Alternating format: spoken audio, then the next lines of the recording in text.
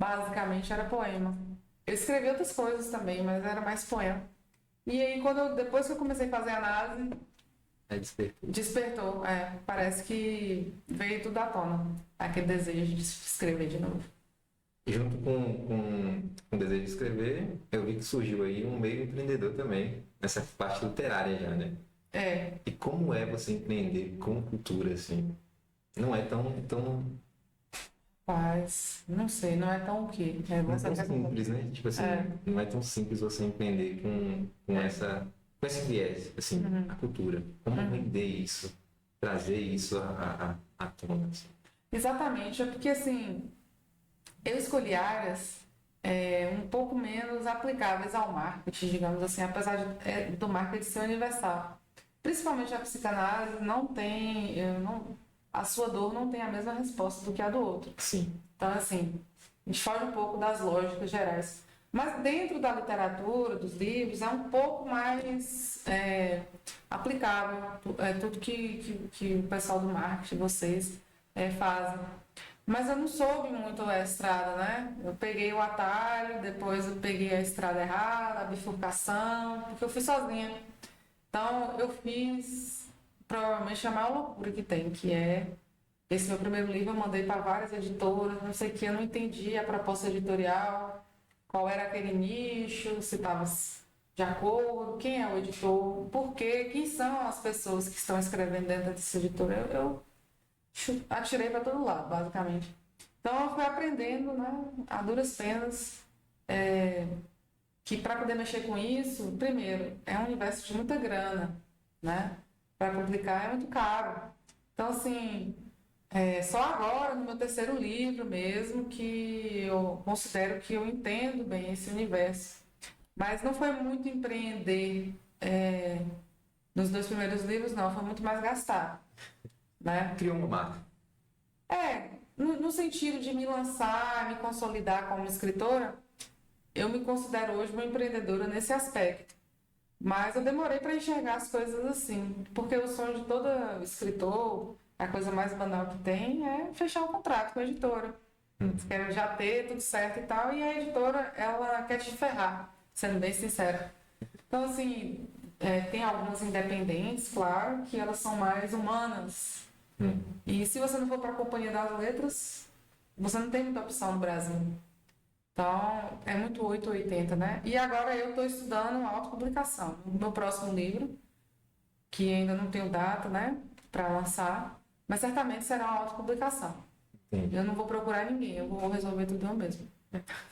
Nesse primeiro livro ainda, focando assim, então você seguiu só do início ao fim ou teve alguém em algum momento que te ajudou, te deu algum apoio, Não, te não, estendeu nada? nada, nada. Eu, do início ao fim, o Poeta em Pânico, primeiro, foram de muitos recursos, muito nãos e poucas explicações, né? Uhum. E a partir desse processo um pouco traumático, que eu fui procurar quem eram os escritores, fui começar a ler as pessoas contemporâneas, da cidade ou não, fiz muita amizade online, porque a internet realmente é uma coisa absurda, Sim, as né? conexões, né?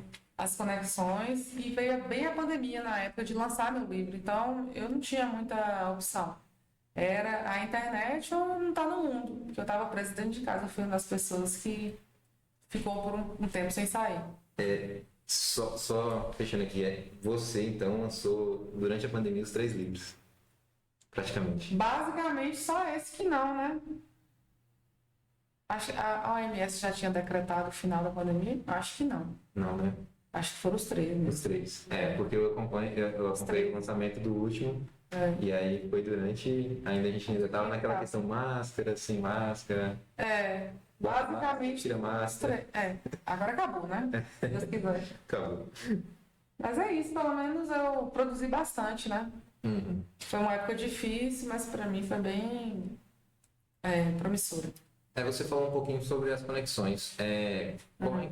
Qual a sua visão de network hoje? O que, que o network influencia no seu ramo hoje? Olha, é tudo, né? É absolutamente tudo. Uma pessoa sem networking, ela não vai para lugar nenhum, basicamente. E não precisa ser figurão, não precisa pensar em uma coisa assim muito cinematográfica, não. Mesmo, fiquei muito amiga de uma livreira, e que é uma função praticamente de extinção, que é a pessoa que você chega igual na locadora e perguntava que filme eu quero ver hoje. Antes da Netflix te mandar o que assistir, existiam os indicadores dos filmes, né? O pessoal que trabalha na locadora, e existiam os livreiros. Ela é uma das últimas livreiras, né? Assim, de credencial. Ela se chama Simone Pessoa. E a partir da amizade que eu fiz com ela, que eu só queria que ela me desse dicas pessoais, assim, de coisas para eu ler. Então a gente fez uma amizade, e a partir disso hoje, ela mandou esse meu livro, Quadras, simplesmente para a biblioteca do Congresso Americano. Vários exemplares, ela mandou também para consulado americano no Rio, porque ela conhece muita gente americana, e conhece muita gente artista. Então, assim, isso é o que uma pessoa pode fazer, uma única conexão, que é uma pessoa simples, digamos assim. Então, o networking é uma coisa que eu ainda não sei fazer tão bem, já melhorei bastante, mas é tudo, é o que conta, né? Se você não tiver, você tá morto. O meu empresário, o meu sócio, né, que é empresário Lázaro, pediu até desculpa, que a gente está brincando hoje que é um parias sem parias, né? Ele não conseguiu chegar a tempo de estar aqui. Ele costuma brincar que a gente está a 5 pessoas do presidente, que é a pessoa que tem o maior poder dentro do nosso estado. País. Né?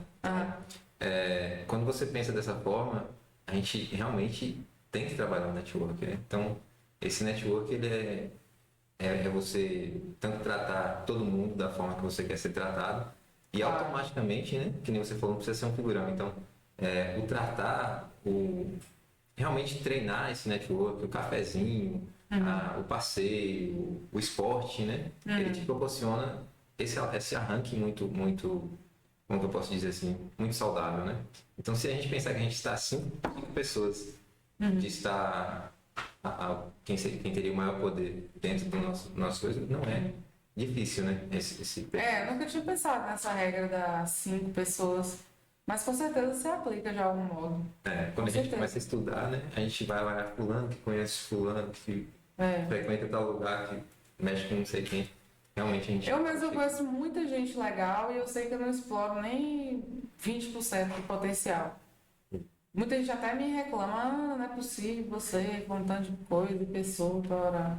E é verdade, é falta mesmo de saber também como conduzir, não só os primórdios, que são as coisas básicas que você falou, mas também saber se colocar mercadologicamente, né? Uma coisa que eu sempre fui muito ruim nisso.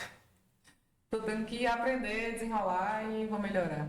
Mas assim, quando você fala ruim, seria porque você não se preocupa. E automaticamente isso te torna a pessoa que você é. Assim, se você analisar pela É meio que indissociável, né? Mas por uma época eu achava muito chique ser anticapitalista, aquela coisa toda.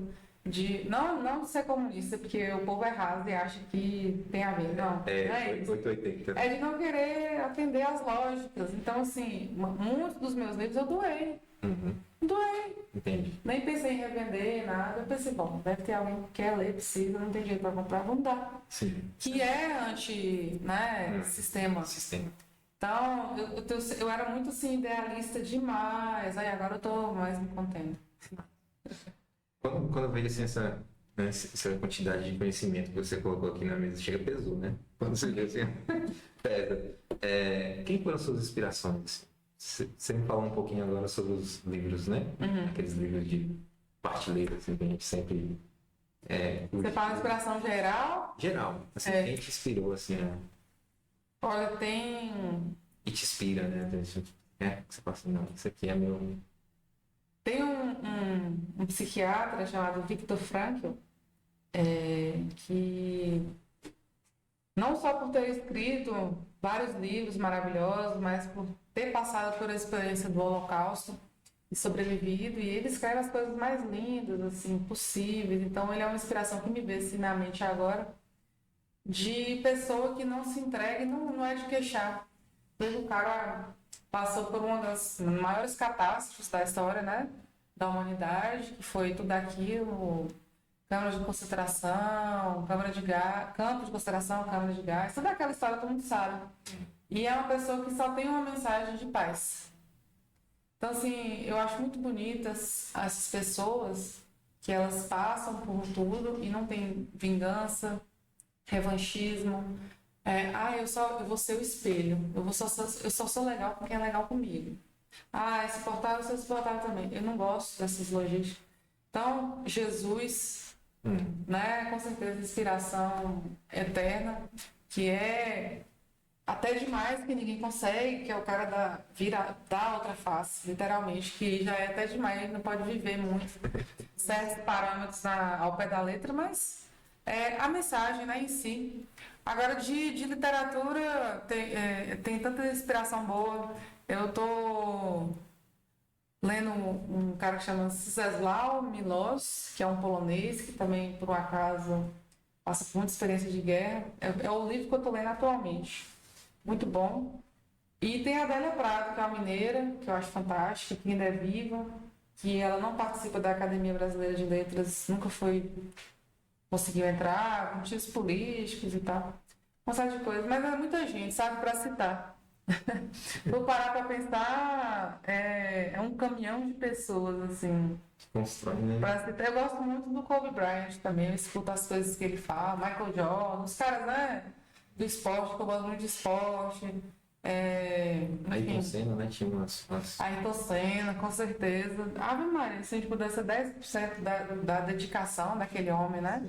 Ele era um cara 100% focado, tá doido. Tem muita gente legal. A gente viu então que você tem uma carga muito, muito bem construída, né? Um alicerce muito forte, né? Nessa questão. Muita inspiração, né? Muita coisa. É até difícil. Você pode falar um pouquinho do seu segundo livro? Você já falou do primeiro, né? Que foi construído aqui. O segundo foi esse aqui, Fragmentos. Esse aqui, a capa desse livro, todo mundo me pergunta quem foi que fez, tá? Esse é de um pintor chamado Vassily Kandinsky, que é um pintor russo, que a obra dele já entrou em domínio público. Eu simplesmente peguei e usei. Muita gente pergunta quem foi que idealizou. Aí me veio esse aqui em mente para falar. É um cara fantástico, né? As obras dele são bem coloridas, assim, bem interessantes para a galera ver. Então, meus livros são muito assim, eles começam em referenciais vários, cinema, escultura, pintura. Alguma coisa me prende a um nome e dali eu vou construindo. O Fragmento surgiu de uma época que eu estava lendo muito Safo, poesia grega antiga, que justamente pela dificuldade de conservação, destruição de biblioteca, pega fogo, não sei o que, com o decorrer dos séculos, só ficam fragmentos de poemas, né? Então você nunca acha um poema inteiro, praticamente, da civilização helênica ali, Grécia Antiga. Então eu estava lendo muito isso, eu falei, vou botar esse nome.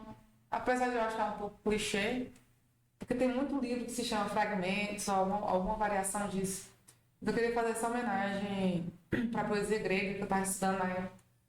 Surgiu assim, e assim, esse livro, ele é a antítese desse, né? Eles são o Sol e a Lua. Esse é um livro dark, pesado, escuro.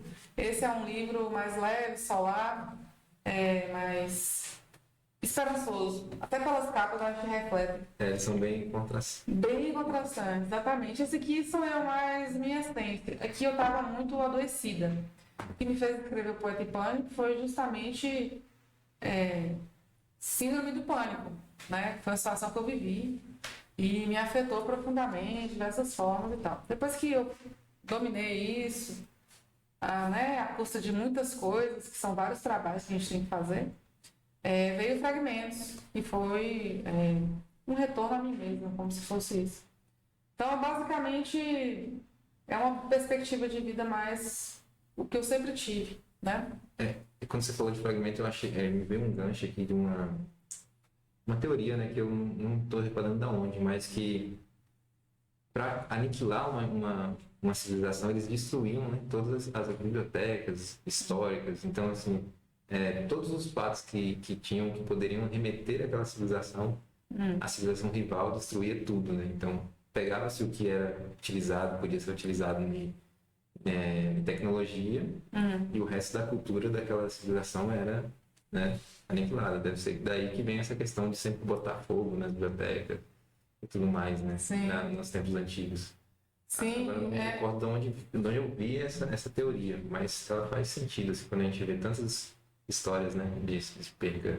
eu não sei também exatamente de onde advém, né? Mas faz todo sentido porque a humanidade não muda, né? Então, os generais daquela época, pessoas geniais, inclusive, com formação ampla em filosofia, Alexandre o Grande, sei lá, Marcos Aurélio, esse tipo de pessoa que eram generais e precisavam ser sanguinários, né, e tal, eles iam diretamente na cultura, com certeza.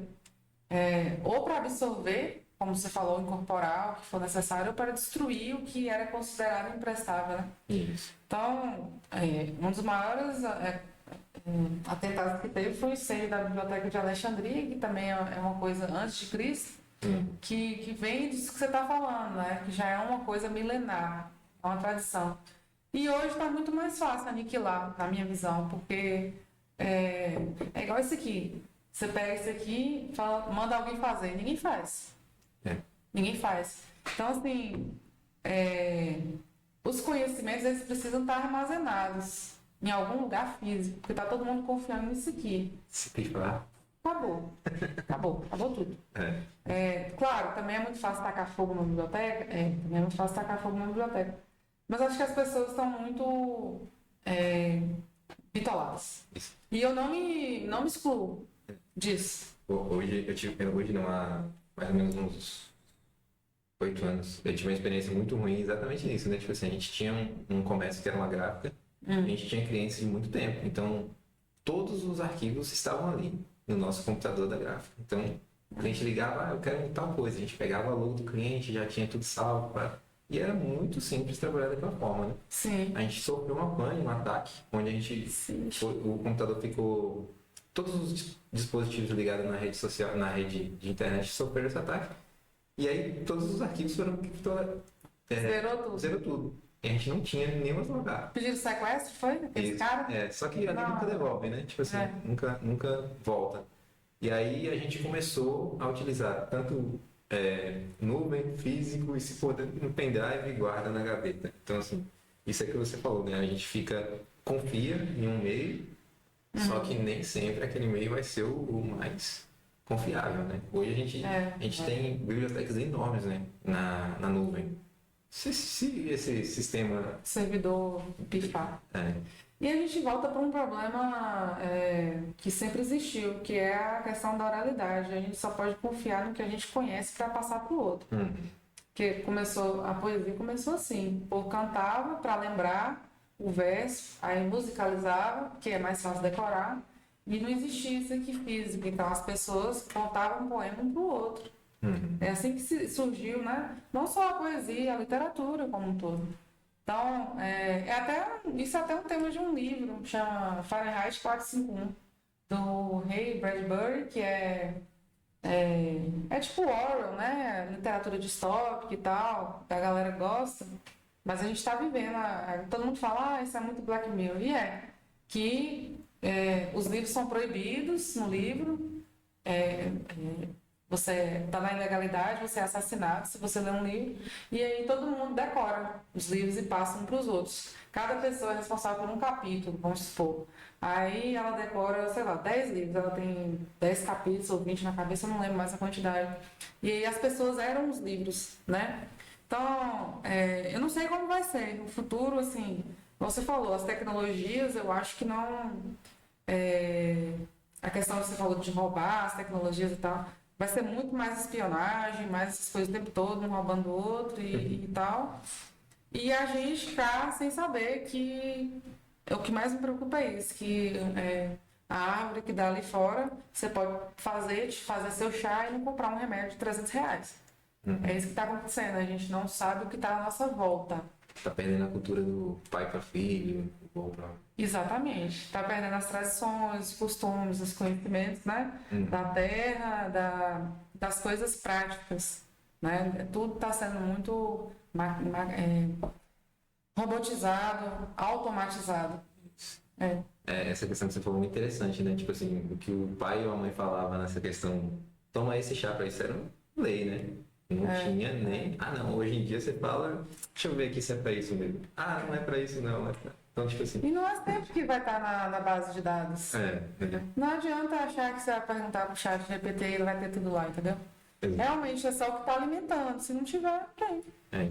E mesmo assim é isso, né? Ele usa a informação que alguém subiu. Alguém deu a ele aí. Dá muito poder, né? Eu vi uma comparação muito interessante quando você falou dos grandes líderes do passado, que se comparar hoje, né, a mentalidade, assim, o arquivo mental daquelas pessoas, que era um absurdo, né, para a época deles, tipo assim, os caras tinham um QI monstro, né, por isso chegavam onde chegavam. Uma criança hoje de 7 anos tem o mesmo acesso às informações que aquele cara tinha. Então, assim, quando você pensa isso, você fala assim, nossa, acelerou muito. E essa aceleração toda, né? Será que é saudável? Como é que funciona? Tipo assim, então, eu estava lendo sobre isso essa semana e fiquei assim, abismado, né? Até a questão da... Preocupante. Preocupante, né? Tipo assim, a gente levava tanto tempo para aprender uma coisa e era... eu costumo dizer que era prazeroso, né? Aquele processo. Hoje ninguém quer viver o processo, né? Só quer o objetivo. E aí se esquece de viver o processo, a construção. E aí a gente tá meio que vivendo num mundo imediatista. Então, eu quero isso. Como é que faz? Ah, não. Demora muito. Tudo demora, né? Nada vem fácil, na verdade. Nada que é bom vem fácil. Eu fico preocupada, eu penso sobre isso há muito tempo, assim, sabe? Acho que todo mundo precisa pensar. E justamente por isso que eu escrevo. Porque escrever é um ato que ele demanda não só Calma. a total ausência de imediatismo. Qual que é o antônimo de imediatismo? Não sei, a maior parcimônia do mundo, a maior cuidado e tal. E também porque a reflexão que eu quero que as pessoas possam, de alguma forma, ter, é uma coisa que ela só pode ser gerada pela arte, algum tipo de arte, né? Então, é complicado porque as pessoas elas não querem mais apreciar, parar para apreciar. Eu, quando estive no Louvre, a pessoa bate uma foto com a Mona Lisa e saiu. Ela não olhou o quadro. Ela ficou de costas. Ela chegou aqui, ela fez isso e andou. Basicamente, ela não olhou. Ela não viveu nada. Ela esteve ali para dizer que esteve. Então, assim, a função da arte, ela se perde. Quando ela se torna apenas um totem, apenas, né, uma moeda de eu sou bom, eu paguei caro para estar aqui. Não sei. Eu acho que as pessoas precisam contemplar, não só a arte, mas qualquer coisa, que ela possa sair, caminhar, pensar, orar, não sei o que ela vai fazer. Isso. Mas que ela possa tirar um tempo para estar consigo própria e também contemplar a mais do que só a si mesma. Exatamente. É muito complicado tudo, porque assim, igual você falou, a questão do imediatismo. A reflexão, ela dói. Sim. E ninguém quer dor. Pra dor tem remédio, né? Então, é complicado. Mas costuma se dizer, né, que a dor ela é um alerta. As pessoas não querem mais sofrer a dor de forma alguma. Então, exatamente. Está todo mundo dopado. Dopado. Real. Tá vendo? A gente já pegou e olha só de onde a gente foi de fragmentos, né? A gente viajou, Eu viajo muito, viu? Qualquer coisa você me segura para não subir para a estrada da série. Mas vamos lá, eu vi você acompanhei o lançamento do Quadras, né? Sim. Foi um lançamento bem legal, você esteve em vários locais, acho que já foi um pouco mais diferente do que você falou, assim, ou você buscou esse lançamento, você já planejou ele, como é que foi? O Quadras se... Quase virou uma entidade, né? O lançamento lá em Belo Horizonte mesmo foi por causa dessa pessoa que eu falei, da Simone, a Ludeira, que me chamou, me convidou para lançar. Aí, a partir disso, já arrumei mais outros convites para lançar lá mesmo, em outras livrarias. Só que, assim, eu não vou focar tanto mais em lançar, porque eu prefiro ser lida do que fazer o evento. Entendi. Que o evento é legal, tirar foto, aquela coisa toda. O momento de estar lá também é muito emocionante quando você lança, muito legal o dia, a sensação. Mas eu não planejei não. Foi bem acontecendo mesmo, e aí tomou proporções bem maiores do que eu pensei. Eu acredito isso a qualidade do trabalho. Eu acho que foi o livro que mais tocou as pessoas.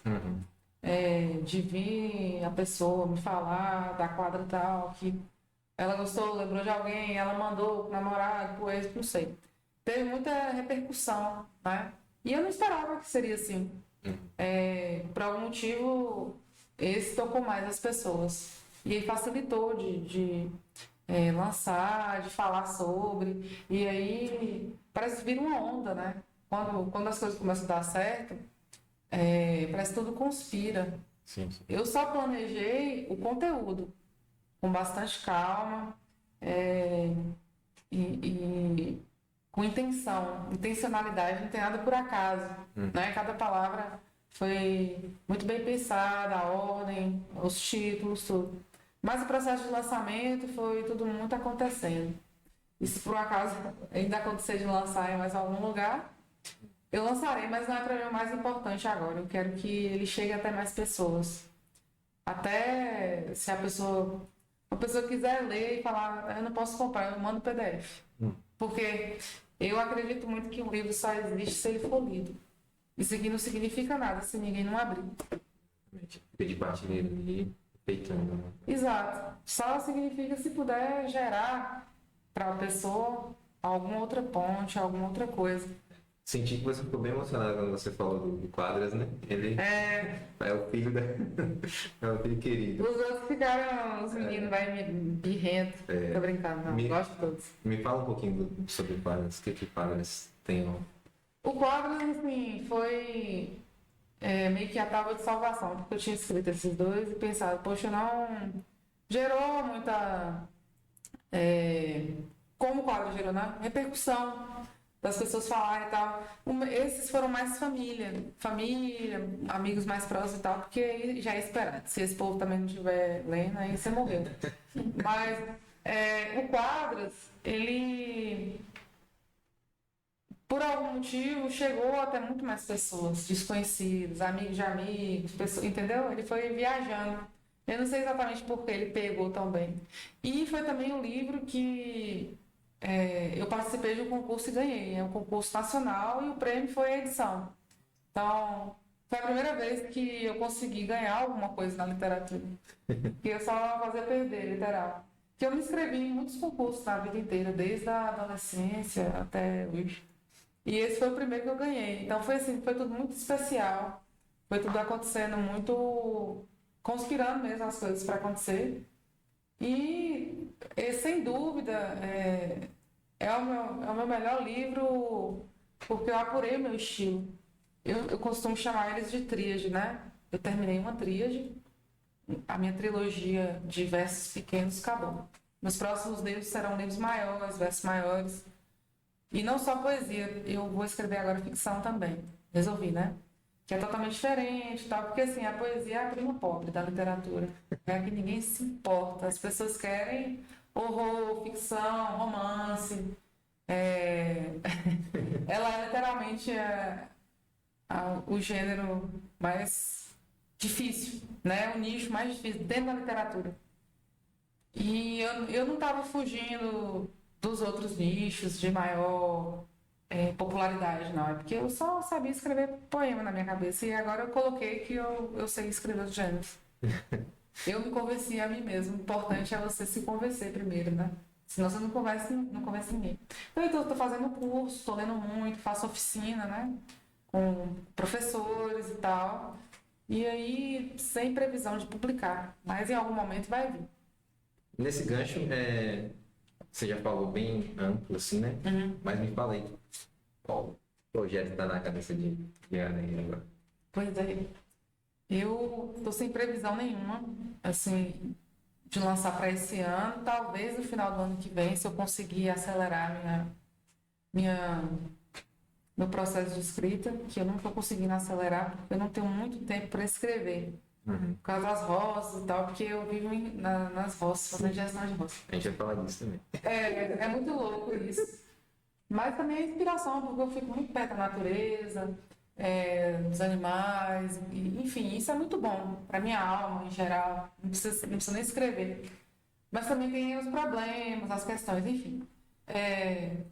O meu projeto maior agora, meu pai sempre falava assim, não fala o que você quer que dá certo, que bota o povo, bota o olho gordo. Mas eu não acredito nisso mais. Se as coisas forem ser, acontece. Não adianta. Eu quero escrever justamente um livro que vai ser inspirado na minha experiência com meu pai, que é a perspectiva de uma pessoa assistir a outra morrer. Eu tive que assistir meu pai morrer, né? Meu pai morreu de câncer e foi um processo longo, né? Depois que ele foi diagnosticado com metástase, aí vira que dia vai morrer, basicamente, porque a pessoa ela tá ali, ela tá com prazo de validade curto, né? Então eu quero escrever uma história que seja inspirada nisso, mas não vai ser a minha história. Vai ser ficcionalizada, que é o que se chama de não ficção na literatura, né? Mas eu vou fazer um gênero híbrido. Vai ter coisas que são, sim, que aconteceram, mas a maioria vai ser ficcionalizada. Porque eu acho que tem muitas histórias de gente que venceu o câncer. Entendi. E não tem tantas histórias de gente que perdeu. A pessoa perdeu e era de perder e pronto, acabou. Não é menos abençoado do que o que venceu. Né? Com essa perspectiva, as pessoas só querem as histórias positivas. Tem um final feliz. Tem final feliz. E eu tô com interesse de contar. Não vai ser igualzinho, igual eu falei, mas eu vou contar. É isso que eu vou narrar, né? Minha primeira narrativa. Já comecei a escrever e tal, mas ainda estou muito longe do ponto final. E eu vou continuar escrevendo poesia. Provavelmente eu vou lançar um livro só sobre amor, porque meus livros nenhum tem essa temática praticamente. Que eu nunca imaginei que eu fosse fazer um livro sobre esse tema, mas agora que eu aprendi a amar uma pessoa, acho que de verdade, aí eu quero escrever. É legal. Aí vai demorar. Mas são meus próximos projetos. Um livro sobre amor e o outro sobre uma batalha perdida para o câncer. Sim. Vai ser isso. Massa. Já quero esse aí também. Já quero esse daí. Agora, me fala um pouquinho sobre. A gente viu aqui bastante sobre questão dos livros, né? E aí você deixou um gancho. Esse trabalho na zona rural, como é que funciona? O que te motivou? Qual foi, assim, o gatilho? Porque eu te acompanho nas redes sociais, assim, às vezes vejo, sei lá, com máquina pesada, fazendo corte. De vez em quando eu posso. Eu falei, rapaz, Quem sabe. são dois, assim, que nem os seus livros ali, né? São dois contextos bem diferentes, assim, na questão. Totalmente diferentes, né? Eu acho assim, todo ser humano é muito múltiplo, né? Nós somos vários. Sim. A gente tem que ser várias coisas. E eu tenho essa faceta das roças. Primeiro assim, eu sempre gostei do ambiente rural. Sempre gostei, eu gosto de montar cavalo, gosto de estar no meio do mato, não ligo de ficar sem Wi-Fi. Tem gente que fica assustada. Pra mim, eu não tô nem aí. Se eu estiver lá uma semana, tô bem. Olhando o céu estrelado, eu gosto. Só que assim, como meu pai faleceu, eu praticamente fui escolhida para fazer essa gestão, né? Porque na verdade eu não queria muito, eu queria focar nas minhas coisas. Mas meus irmãos não gostam, e tem toda aquela coisa, não pode deixar perder, não pode deixar a coisa solta. Então eu parti para dentro, né? Vou tomar conta mesmo. Então, são 3 roças, me demanda bastante tempo. Mas é uma coisa que eu faço hoje, assim, mais no sentido de obrigação. Se eu pudesse, estaria sentada escrevendo meus livros, arriscando tudo nisso, porque todo mundo fala, isso aí não dá dinheiro, mas é o que eu quero. Então, assim, a roça é o que eu preciso fazer, sabe? E agora eu tô mexendo com madeira, instalei uma serraria lá, e é todo um outro universo, que eu só entendia mais de gado, né? Então, eu tô apanhando bastante lá nessa questão, tendo que aprender as coisas do zero. Já não tá mais no zero, tá nos 30, 40, sei lá. Porque a gente chega no máximo uns 80, ninguém sabe de tudo, né? Mas tô penando lá, é uma penação total. Porque não arrumei comprador ainda, já tô saindo, mas o pessoal aqui de Conquista não conhece a madeira. São muitas coisas. Ali tá saindo, são móveis. Eu tô fazendo só as pranchas. Eu já fiz uma época móveis, tive experiência, a empresa chamava Móveis Luz. Eu voltei com meu pai, ele ainda era vivo, não estava doente ainda, a gente vendeu e tal, mas ela ficou no 0 a 0, digamos.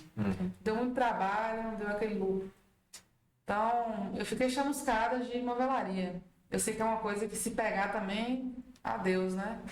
Depende Depois muito. artística ainda, pronto, né? Todo mundo vai querer ter um. Chamava Móveis Luz. Todo mundo vai querer ter um luz em casa. Ficou bonito, sabe? Era um material muito bem feito e tal, mas é, era muito caro o custo de produção pra gente e a margem muito pequena pra gente. Não conseguiu arrumar realmente uma mão de obra mais tranquila para conseguir diferenciar no preço final, até porque a gente vendia para a loja. Então, Né? já tinha que ter uma margem. A loja tem a margem e tal. Mas assim, agora tá nas pranchas e eu caçando madeireiro. Me arrumo umas madeireiras para comprar meus madeiras lá. Eu tô precisando. Pronto, né? Vamos deixar aqui o link também das fotos para vocês pegarem. Quem sabe, né? Desperta alguém. Aí elas são rústicas, e aí vocês fazem o primeiro acabamento. É assim, a gente faz só as pranchas, então a gente vem direto para a madeireira. Aí a madeireira que vai dar o acabamento final e tal. Lá só tem serrar, estocar, armazenar, deixar secar, porque a madeira precisa. Desculpa, secar. E aí a madeireira leva. Alguém vai ter que levar, né, gente? Alguém se candidata aí. Vamos lá. Eu vi que você fala que não, mas você é uma grande empreendedora, né? Como é que você enxerga essa questão assim? Eu já vi que você tem assim, né, essa questão de mais ir levando, mas o empreendedorismo está em você, né? Eu sou uma pessoa, me considero muito dinâmica. Eu sou meio contraditória, porque ao mesmo tempo que eu sou muito cerebral e vivo dentro da minha cabeça, eu sou de resolver. Se tem uma tarefa para ser cumprida, eu não corro de jeito nenhum. Eu vou atrás, para realizar.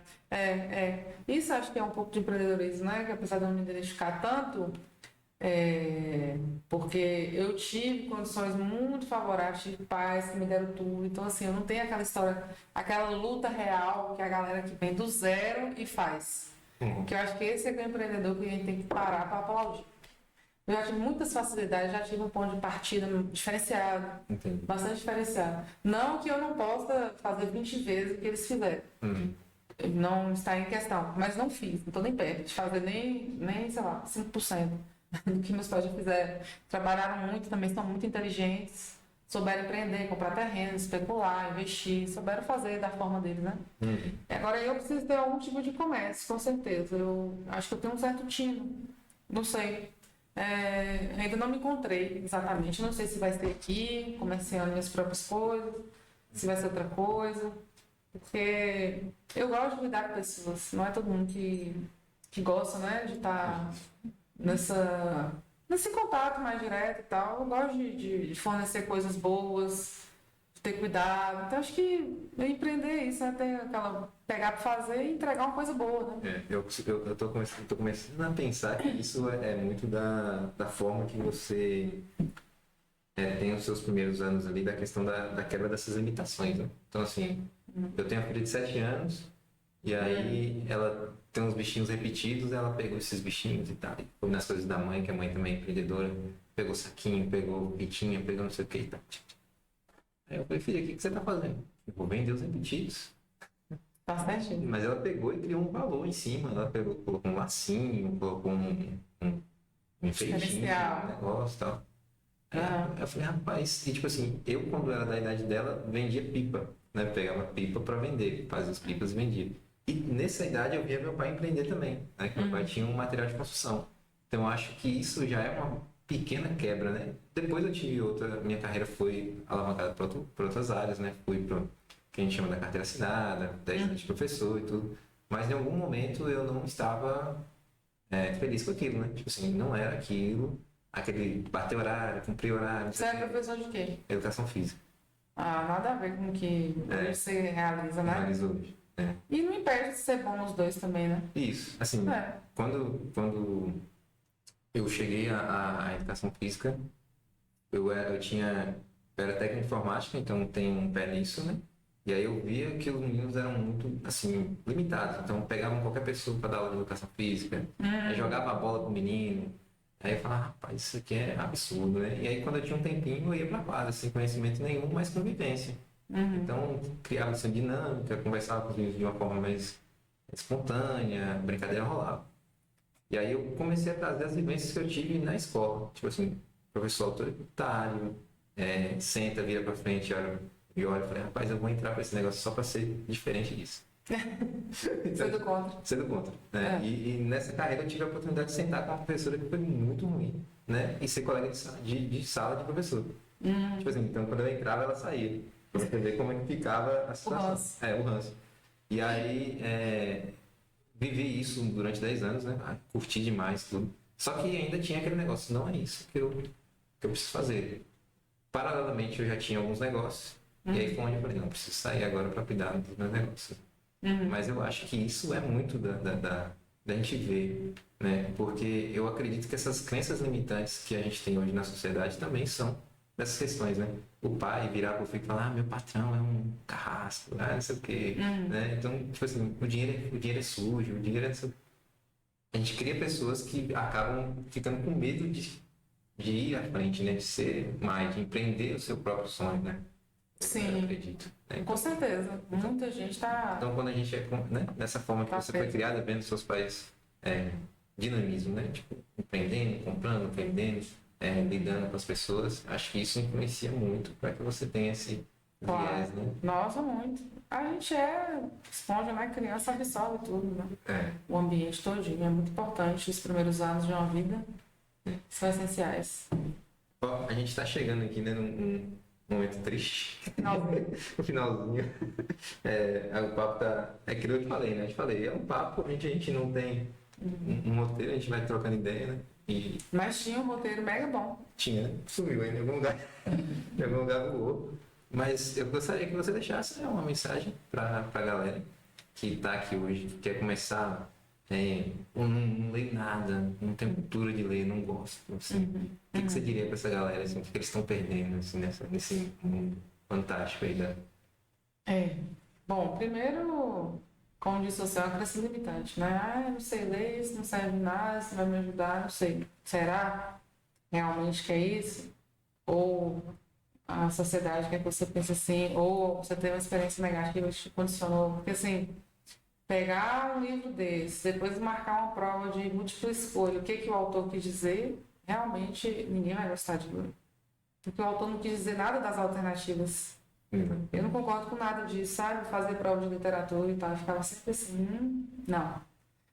Não é sobre acertar nada. Isso aqui é para fazer um enriquecimento de alma. Reflexão, contemplação e consequente aprimoramento interior. Você sendo uma pessoa melhor, você é melhor lá fora, na sociedade, na sua casa, no seu parceiro. Enfim, eu diria para essa pessoa que comece uma página, ou 2, ou 3, o que for viável para ela. 5, 10, as que já estão mais acostumadas, aumenta para 15 ou 20. Porque ninguém pode te tirar isso. Que você fica de acúmulo, transborda, fica evidente que você tem bagagem. E isso nunca é ruim, de nenhuma forma. Então, é bom tanto internamente quanto externamente, eu acho. Não tem fatores negativos de ler. Então, como não faz mal, não faz bem, acho que não tem nenhuma contraindicação, na verdade. É só começar. Colocar meta, né? Eu acho que é muito interessante, só para concluir, a pessoa entender que ela precisa atingir certos mínimos na vida. E que ler, pelo menos, sei lá, um livro a cada 2 meses, vamos supor 3, possa se tornar um dos mínimos dela, né? Coloca o mínimo para você, não só de ler, mas de outras coisas. Faça uma coisa nova pela primeira vez, uma coisa que você nunca fez, testa alguma coisa. Coloca como meta alguma coisa diferente, algo que te acrescente e que ninguém possa te tirar. É isso que eu diria. Muito, muito bom. Para finalizar, eu queria que você falasse um pouquinho onde a gente pode encontrar seus livros. Bom, gente, Poeta em Pânico está esgotado. Eu sei, é uma derrota dizer isso, mas só quando reeditar. Agora... Derrota, né? Tristeza, a cara da derrota, porque assim, essa editora, eu não trabalharia com ela de novo. Elas são legais e tal, mas tem uns enrolos específicos que não dá. Então, eu teria que reeditar por outra editora. Isso não sei quando vai ser. Mas o Fragmentos, ele está no site da Penalux, que é a editora de Guaratinguetá. O pessoal é muito gente fina, ainda tem. Eu não tenho mais nenhum, gente. E o Quadras, esse sim, agora eu me tornei empreendedora verdadeira. Esse está no Kindle, ele é bem mais barato, ele é R$ 33 mais o frete na Amazon, fica acho que uns 37, e no Kindle ele é 23.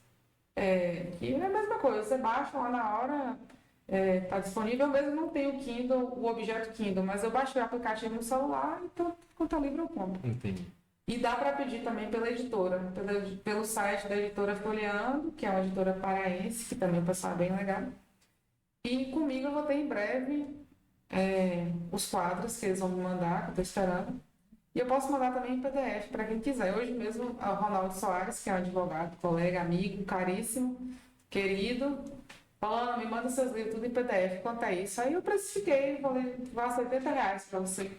Pode ser um pouco mais barato, porque você não vai ter o livro físico, pode, fez na hora, o Pix está lá, na mão dele. Se quiser fazer desse jeito também. Porque antes eu ficava dando tudo, mas agora, gente, eu não posso mais dar. Vocês foram preço. Precisa para construir os outros, né? Para construir os outros, porque não é brincadeira, não. Tudo isso a gente consegue achar também no link da sua bio, né? Eu vi lá que tá tudo lá, a gente consegue acessar Isso, no link da bio lá no Instagram. E é muito fácil me chamar lá, Ana Luz que Reluz, né? No Instagram, para quem ainda não segue.